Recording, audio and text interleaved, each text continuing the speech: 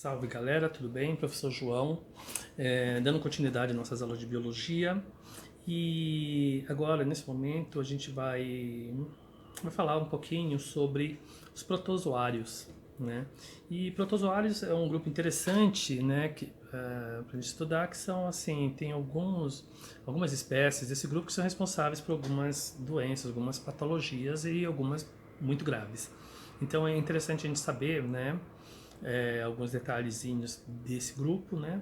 Principalmente, o que é importante aqui é saber classificar, né? Fazer os critérios de classificação desse grupo e algumas características básicas deles e principalmente as doenças que eles causam, tá legal? Então a gente vai lá falar um pouquinho mais sobre esse grupo e para a gente tentar levar adiante esse semestre, né, no meio dessa pandemia, para ver se a gente termina um pouquinho dentro do mais da normalidade possível, né? Então vamos lá. Bom, então assim, antes de a gente falar mais propriamente dito dos protozoários, vamos dar uma olhadinha aqui, ó, nessas manchetes, né? Então, assim, mais de 63 mil casos de malária, né? Estão no portal G1 da Globo.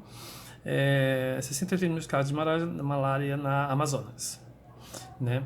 Mesmo tendo uma redução de 14%, é um número extremamente alto, né?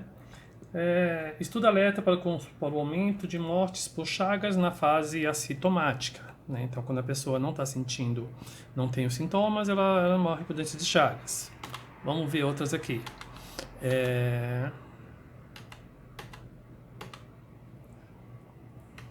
Parasita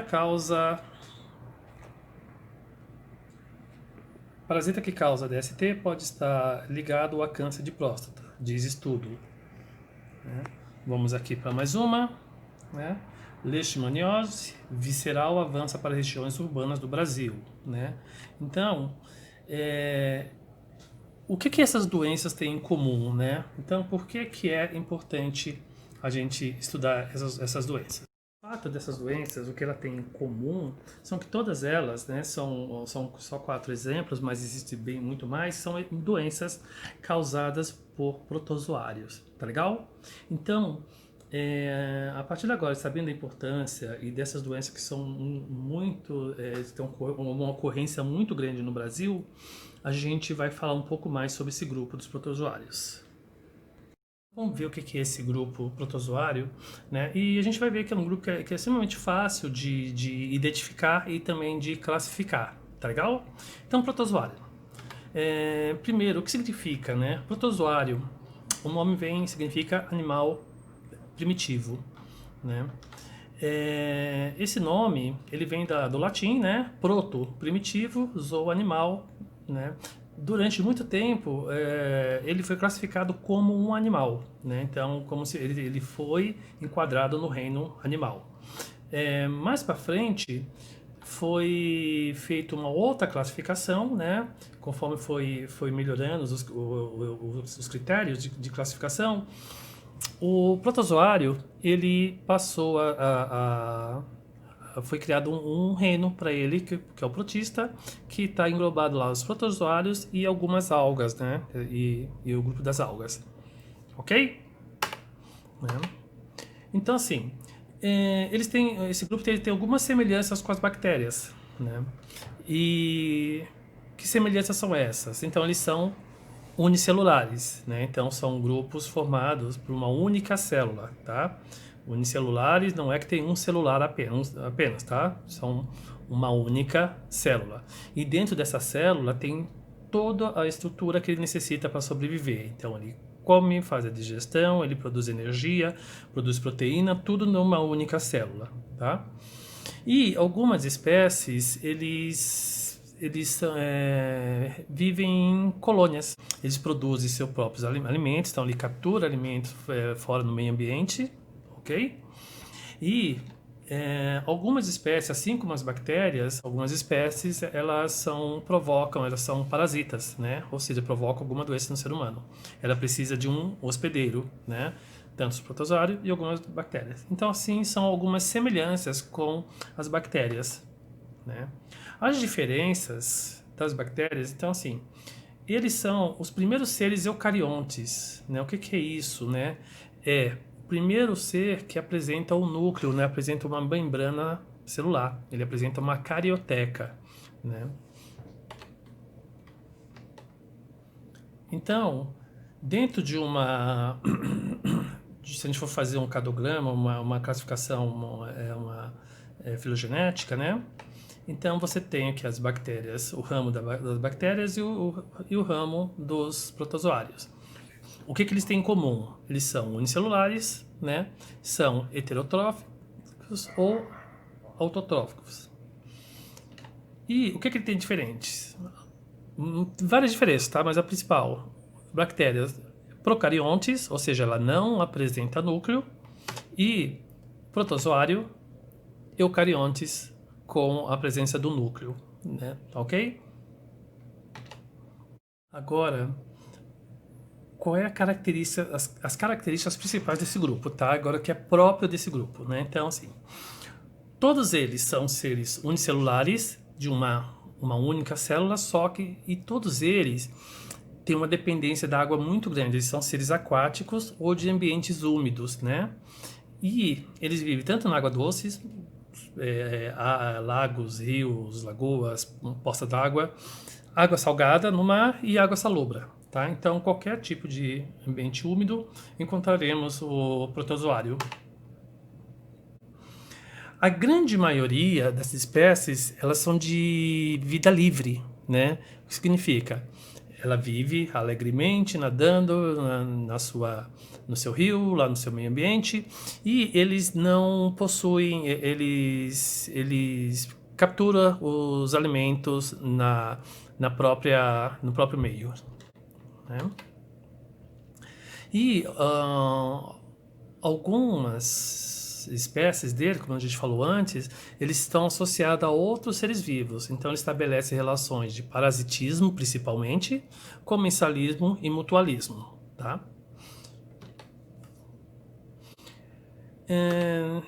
Todos eles apresentam um citoesqueleto, ou seja, um esqueleto interno, tá? Então, aquela única célula vai ter uma estrutura de proteína que vai garantir uma rigidez e flexibilidade. Então, aqui um exemplo do citoesqueleto são aqui uma microscopia ampliada aqui, tem essa malha de proteínas, né? É uma rede de proteínas, de filamentos proteicos que vai se espalhando e dá sustentabilidade para a célula, tá? Então, isso aqui está espalhada no citoplasma celular e que dá ele vai dar sustentabilidade. Outra característica, né? Algumas espécies, eles produzem um exoesqueleto, ou seja, um esqueleto externo, tá?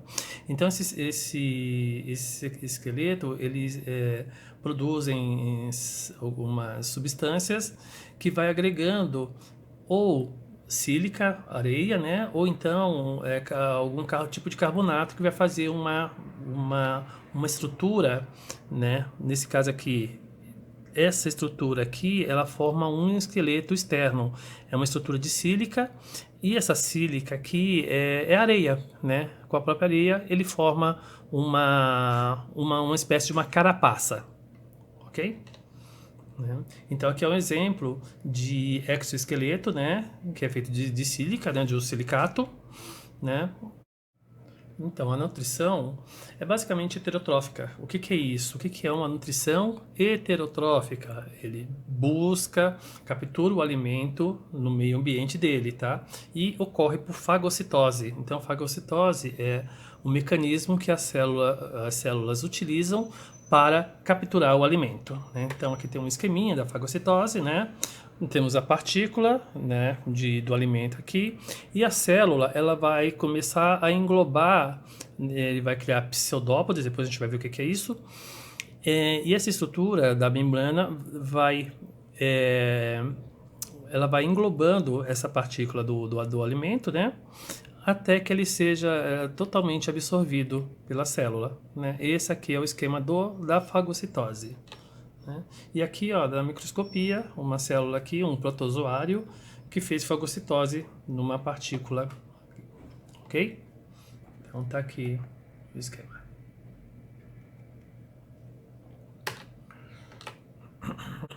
A digestão desses seres, ela ocorre por meio da formação de um vacúolo digestivo. O que é isso, né? Depois que ele é absorvido pela fagocitose, vai criar aqui uma vesícula. Essa vesícula apresenta aqui enzimas digestivas que vai fazer a quebra, né? Ele vai degradar essa partícula que foi absorvida e vai liberar os nutrientes para a célula e depois ela faz uma plasmocitose, que é a excreção do restante das toxinas ou do que não foi absorvido, tá?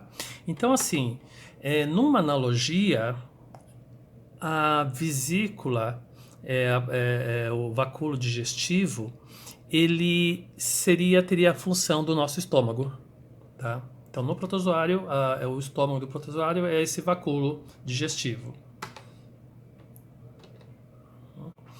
E algumas espécies de protozoários, eles nutrem-se para o processo de fotossíntese, né? Então, tem algumas espécies que têm os pigmentos, né, de clorofila, que produz fotossíntese, né? Como é o caso aqui da euglena, né? A gente vai ver mais tarde o que é, mais pra frente, o que é essa euglena. Tá legal? E ela tem os pigmentos aqui, ó, pode ver que tem os cloroplastos e a clorofila, que ela produz o seu próprio alimento, né? Então elas não precisam capturar no meio externo. Há uma outra coisa que é muito importante, tá? As espécies de água doce, ela possui uma estrutura da célula que chama de vacúolo contrátil, né? O vacúolo contrátil ou vacúolo pulsátil, ele vai fazer o seguinte, ele vai fazer a osmorregulação. O que é isso? Ele vai regular a entrada e a saída de água do meio celular. Então, assim, essa célula, ela é hipertônica em relação ao meio, o que significa o meio interno dela é mais concentrado do que o meio externo. Então, por osmose, não sei se vocês já aprenderam sobre osmose, o líquido vai passar pela membrana e vai ir para o meio celular. Então, se ela não tiver esse dispositivo, o que vai acontecer? Vai acumular muita água aqui e essa célula vai se romper. Elas se rompem e, ao se romper, elas morrem. Ok? Então, assim, esse vacúolo, ele vai eliminar o excesso de líquido, de água, junto com as toxinas. Então, se a gente for fazer também uma analogia, né, o vacúolo, ele seria assim análogo, né, aos nossos rins, tá? Ele seria os rins do protozoário, ok? Bom, e a reprodução dos protozoários? Então, se reproduz sexuada e assexuadamente, né? Assexuadamente então ocorre por divisão binária ou múltipla. Então, algumas espécies elas são capazes de produzir esporos ou cistos que possuem envoltório e arroidófilos inativos. Depois eles, quando o ambiente estiver favorável, esses esporos eles brotam e liberam, né, outro ser. E a divisão, ele vai ser semelhante ao processo de mitose das nossas células, né, de divisão celular, né? Então você vai ter uma divisão aqui, do núcleo celular, né? Um mecanismo de citocinese, né, que é a quebra da membrana aqui, e vai formar duas células filhas, tá ok? Então aqui, ó, temos aqui um momento da reprodução de um protozoário no seu meio ambiente. Tem também a reprodução sexuada. O que é isso? A reprodução sexuada por conjugação, né? Então aqui não tem macho e fêmea, mas tem uma troca do material genético.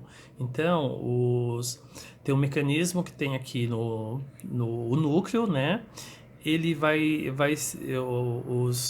os dois seres aqui, os dois protozoários vão emparelhar um ao outro e vão fazer uma troca desse material genético.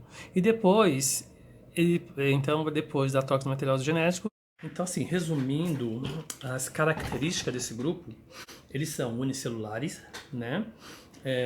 Micro-organismos unicelulares, apresentam são eucariontes, então é o primeiro ser que apresenta uma carioteca, um núcleo celular.